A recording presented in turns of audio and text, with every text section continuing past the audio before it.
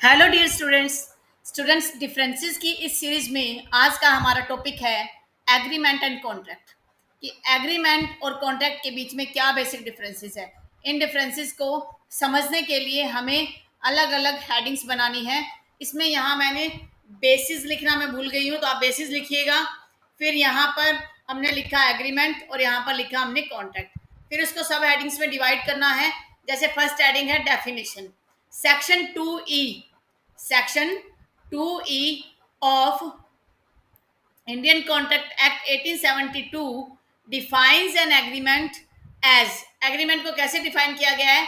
Every promise and every set of promises, एक promise है या सेट ऑफ प्रोमिसेस है forming the consideration for each other, जो एक दूसरे को कंसिडरेशन पे करने पर प्रोमिस करते हैं, इज एन एग्रीमेंट, उसे एन एग्रीमेंट कहा जाता है। Section 2H Indian contract act का बात करता है कॉन्ट्रैक्ट की। कॉन्ट्रैक्ट क्या है?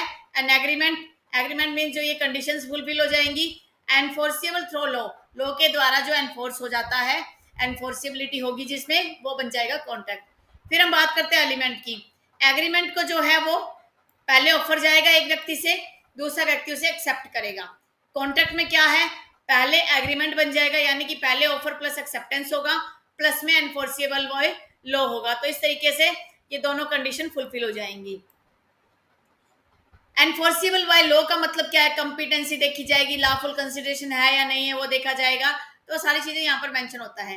Written form, agreement can not necessarily be in written form, agreement जरूरी नहीं है कि वो एक रिटन फॉर्म में ही हो सकता है, ठीक है।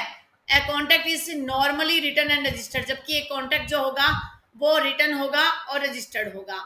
नेक्स्ट पॉइंट है हमारा scope. An agreement has a wider scope, इसका वाइडर स्कोप है देन ए कॉन्ट्रैक्ट। कॉन्ट्रैक्ट में तो एनफोर्सिबिलिटी होगी तभी वो कॉन्ट्रैक्ट बनता है, जबकि एग्रीमेंट में बिना एनफोर्सिबिलिटी के भी आपका एक एग्रीमेंट हो सकता है। A contract has a narrower scope, इसका नैरोअर स्कोप क्यों है?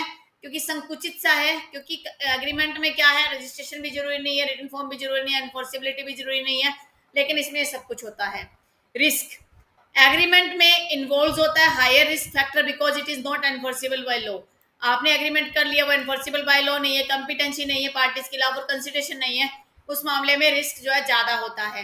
A contract is abided by the law, a contract को लॉ के द्वारा अबाइड किया जाता है, फॉलो किया जाता है। So it ensures a low risk factor, इसमें कम रिस्क होता है। One in another, all agreements can not be considered contract, सारे एग्रीमेंट जो है वो कॉन्ट्रैक्ट नहीं माने जा सकते।